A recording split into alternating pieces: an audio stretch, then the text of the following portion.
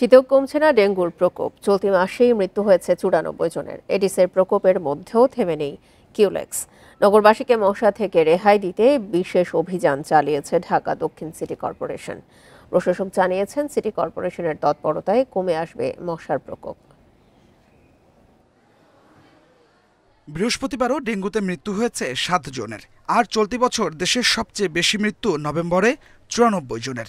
শীত এলেও কমছে না ডেঙ্গুর প্রকোপ।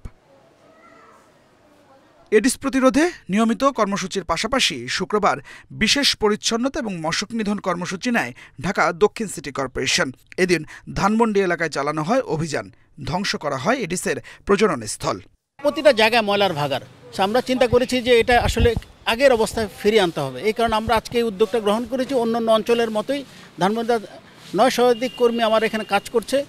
আপনি দেখতে পাচ্ছেন যে লেক পার থেকে শুরু করে সব জায়গায় আমরা পরিষ্কার অভিযান পরিচালনা করছি। এটা শুধু এখানকার জন্য না, আমরা একটা বাসযোগ্য ধানমন্ডি আমরা উপহার দিতে চাচ্ছি। অভিযানের পাশাপাশি নগরবাসীর সচেতনতা বাড়াতে বের করা হয় র্যালি। এ সময় ডিএসসিসি প্রশাসক জানান, এডিসের প্রকোপ কমাতে তৎপর রয়েছে সিটি কর্পোরেশন। সেই সাথে কিউলেক্স মোকাবেলায় নেওয়া হয়েছে ব্যবস্থা। বলি যে এখন যেহেতু দীর্ঘ মনসুন ছিল, তখন এটা এডিসের প্রকোপ বাড়ে।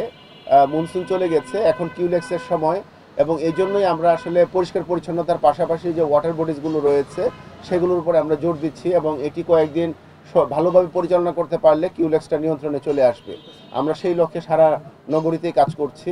চলতি বছর সারা দেশে ডেঙ্গুতে আক্রান্ত হয়েছে 92,784 জন, আর মৃত্যু হয়েছে 377 জনের। Adilur Rahman, independent news, Dhaka.